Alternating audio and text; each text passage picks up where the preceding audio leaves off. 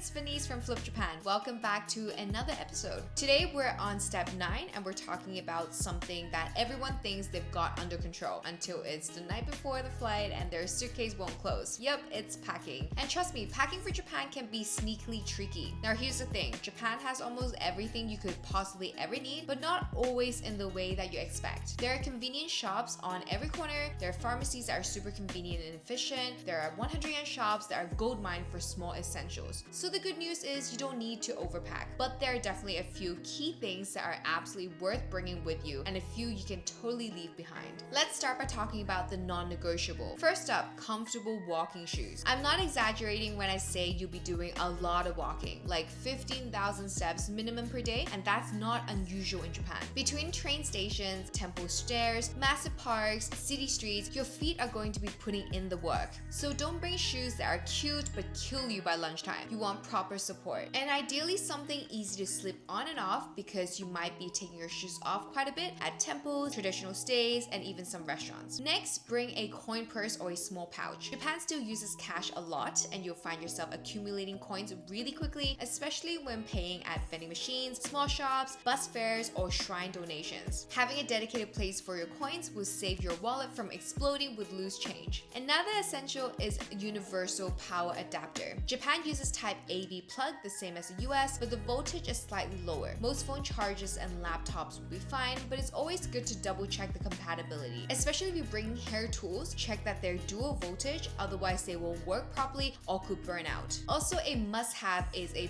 portable charger. Your phone is going to be your lifeline in Japan. You'll be using it for maps, train schedules, translations, reservations, tickets, and probably Google searching what on earth you just ordered. A decent power bank will save you from the dreaded 3% battery panic while you're trying to figure out how to get back to your hotel at night. You also want a lightweight day bag or backpack. It doesn't have to be huge, just something comfortable enough to carry snacks, water, a small umbrella, and all the random stuff you pick up throughout the day. And trust me, the temptation to buy little trinkets is really real. Bonus if it has a front pocket or space for your IC card or phone for easy access. Also, you should consider packing a printed copy of your itinerary and hotel information. Yes, your phone does everything until it doesn't. If your battery dies or you lose Wi-Fi, having your accommodation details and key booking info printed out can be a lifesaver. It also helps if you need to ask for directions or show something to staff at stations, hotels, or taxis. Now let's talk about a few smart extras, the little things that can make your life way easier. Bring a foldable, reusable shopping bag because plastic bags often aren't free in Japan. Also, pack any prescription medicine that you might need in the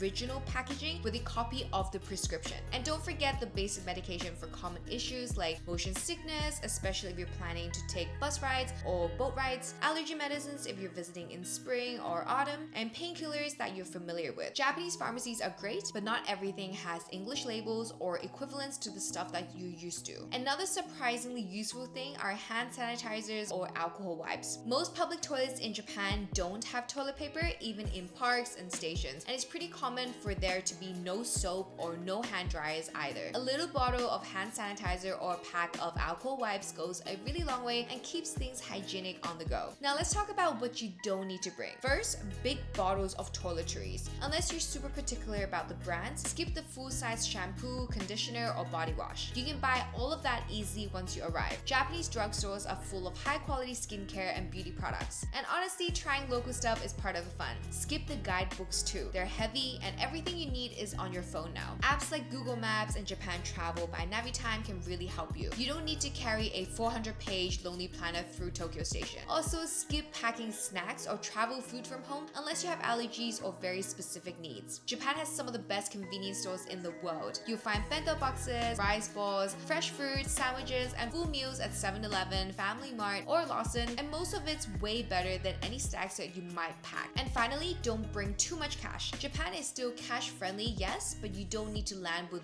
hordes of yen. Bring enough for the first couple of days, maybe around 20,000 yen to 30,000 yen per person, and that's usually fine. And you can withdraw as needed from 7-Eleven ATMs, which take most international cards. They're really easy to find and super reliable. So to recap, pack light but smart. Bring the things that are hard to replace or might make your day smoother. Don't stress about the rest. Japan is one of the easiest countries in the world to travel light in. We've got a full printable packing checklist over on our website if you want to double check your list, and the links in the description box down below. And that's everything you need to know to pack like a pro for Japan. If you have a must-pack item you think that every traveler should know about, make sure to put it in the description box down below. In the next episode, we're talking about staying connected. SIM cards, pocket Wi-Fi, eSIMs, of what they are, how they work, and which one's right for your trip. Thanks for watching this video, and I'll catch you in the next episode.